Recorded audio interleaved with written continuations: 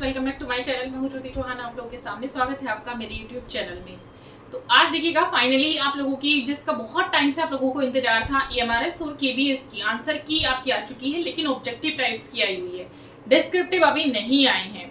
फिलहाल यही काफी है कि आपके ऑब्जेक्टिव टाइप्स में कितने मार्क्स बन रहे हैं, तो हम ये पता करेंगे। मैंने इसके आंसर की आप लोगों को बता दी थी, लेकिन ऑफिशियली क्या माना गया है वो आज मैं आप लोगों के सामने बताने जा रही हूँ।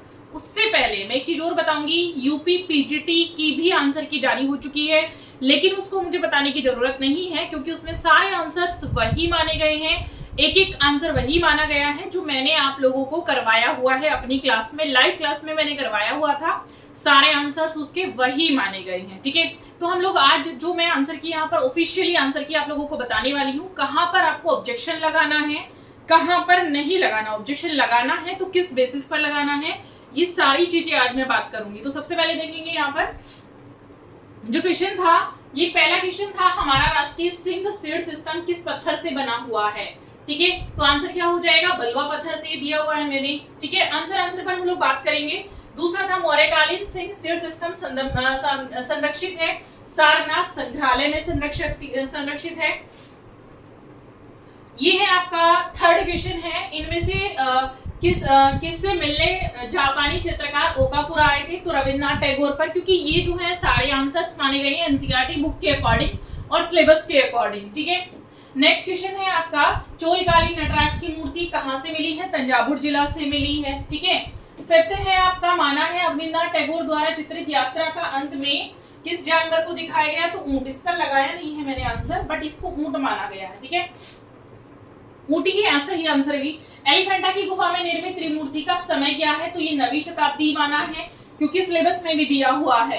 इनमें से कौन चित्रकार ने बंगाल के ग्रामीण लोक कला से सीखकर अपना काम किया था, तो ये थे आपके जैमिनी राय, ये भी सही माना है। अजंता की गुफाएं किस नदी के किनारे स्थित हैं, तो बागोरा नदी के किनारे स्थित हैं। इनमें से किस गुफा में बौद्ध, ब्राह्मण और जैन तीनों धर्मों को दर्शाया गया है, तो ये आपकी एलोरा गुफा हो जाएगी, ठीक है। इसके बाद आता है, हरिपुरा में कांग्रेस अधिवेशन में किसने पैनल बनाए थे, नंदलाल बोस ने। किस शासक के शासनकाल में खजुराहो में कंदरिया महादेव मंदिर का निर्माण हुआ, तो चंदेल राजवंश, ठीक है। नेक्स्ट है आपका, श्रृंगी विजय मूर्ति 1959 में गणराज्य की पूर्व संध्या पर कहां स्थापित की गई थी, तो 1959 समय दिया है, तो इस समय के अकॉर्डिंग चेन्नई ही था, ये भी सही क्वेश्चन है आपका, ठीक है। बनीठनी के चित्रकार निहाल चंद है, ठीक। पल्लवकालीन गंगा अवतरण मूर्ति का समय 7वीं सदी है, क्लियर है। एलिफेंटा की गुफाएं किस धर्म से संबंधित है, तो शैव धर्म से, शिव से संबंधित है, ठीक है। नेक्स्ट है आपका, अजंता के चित्रों में किस रंग से रेखांकन किया गया, तो मोटी भूरी रेखाएं। ये भी इन्होंने एनसीईआरटी के अकॉर्डिंग माना, इसमें काफी बच्चों को कंफ्यूजन था। अगर आप एनसीईआरटी की बुक्स पढ़ेंगे, मैंने सिलेबस ही सारा एनसीईआरटी के अकॉर्डिंग करवाया हुआ था, तो इसमें मोटी भूरी रेखाएं ही बिल्कुल सही है, इसमें कोई ऑब्जेक्शन की जरूरत नहीं है। न्यू अपडेट वर्जन में यही लिखा हुआ है, ठीक है। इनमें से कौन चित्रकार है जो सबसे पहले लिथोग्राफी टेक्निक में महाकाव्य को चित्रित जिन्होंने किया था, तो वही राजा रवि वर्मा है आपके, ठीक है। नेक्स्ट क्वेश्चन है आपका, हड़प्पा से प्राप्त पुरुष धड़ की माप कितनी है, अच्छा इस पर टिक लगाने से रह गया, ये है 99.2, यही माना है इसने, ए ही माना है इसका, ए ही सही है, ठीक है। गोवर्धन पर्वत को उठाते हुए, इस प्रश्न को लेकर काफी ज्यादा विवाद है बच्चों का, तो ये मैं समझा देती हूँ, थोड़ा सा ध्यान देंगे यहाँ से, ठीक है। ये है गोवर्धन पर्वत को उठाते हुए कृष्ण अकबर कालीन चित्र के चित्रकार कौन है। अगर आप देखेंगे सिलेबस में ही दिया हुआ है, तो सिलेबस में 2 कलाकार दिए हुए हैं, गोवर्धन और मिस्किन। अकबर के समय का है, ठीक है, अकबर कालीन चित्र है, तो जहां अकबर लिखा है वहां लिखा है मिस्किन, ठीक है। और आपका जहां पेंटर लिखा है सिलेबस में, उस पेंटर के नीचे लिखा हुआ है गोवर्धन। अगर आप ध्यान से देखेंगे तो इसीलिए इसका आंसर ये बिल्कुल सही है। काफी बच्चों का मेरे पास प्रश्न था कि मैम इसमें इस वाली बुक में, उस वाली बुक में ये दिया हुआ है, मैं किसी बुक को पर्टिकुलर यहाँ नहीं बोलूंगी कि उस बुक में दिया हुआ है, तो किसी बुक का कुछ नहीं मानना है, मैं पहले भी बता चुकी हूँ। अब जो ज्यादातर सिलेबस आ रहा है ना, चाहे यूपी का ही है, मैंने आपको जो यूपी के क्वेश्चंस बताए हैं ना, आंसर जो पीजीटी के एक क्वेश्चन सही है मेरा बताया हुआ, ऑफिशियली आंसर की में भी वही माना है, मैंने आपको उसी बेसिस पर बताया हुआ है, तो इसीलिए यहाँ पर भी आपका एनसीईआरटी ही माना जाएगा, ठीक है।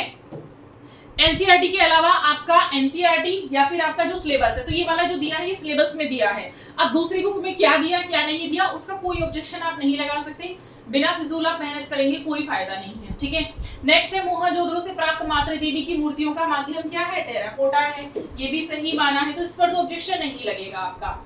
नेक्स्ट है कोणार्क के सूर्य मंदिर का निर्माण का समय क्या है, तो ये 13वीं शताब्दी हो जाएगा, ठीक है। गुप्तकालीन जैन तीर्थकर की मूर्ति का माध्यम क्या है, पत्थर है।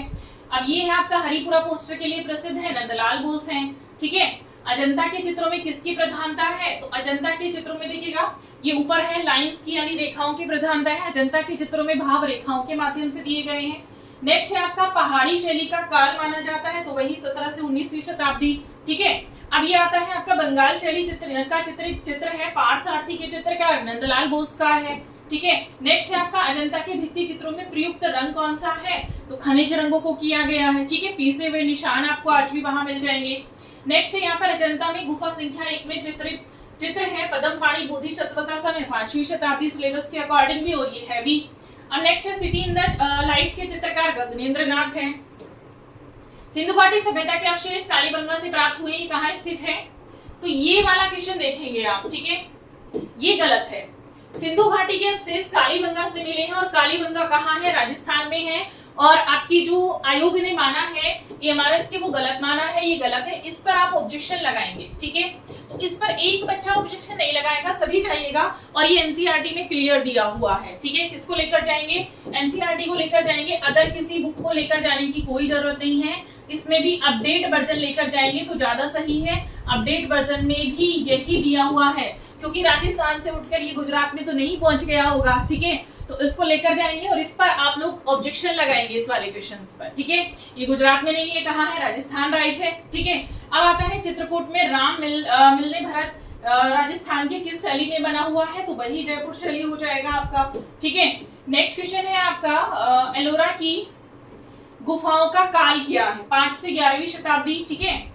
नेक्स्ट है आपका देवी प्रसाद राय चौधरी द्वारा निर्मित श्रृंगी विजय में कितनी पुरुष आकृतियां हैं, तो 4 हैं, ठीक है। तो इसमें ये 4 आकृतियां, ये भी सही है आप लोगों का, ठीक है, इसमें कोई चेंजेस नहीं करना है।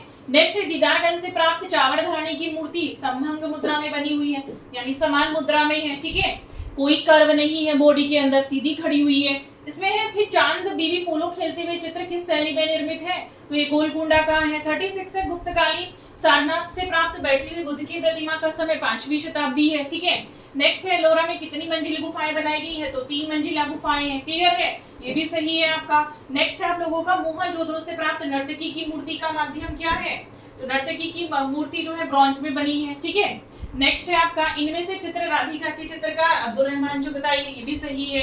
कटरा टीला से प्राप्त बुद्ध की बैठी हुई प्रतिमा कहां पर सुरक्षित है, तो मथुरा संग्रहालय। ये क्वेश्चन बिल्कुल सही है, सिर्फ एक क्वेश्चन में प्रॉब्लम है।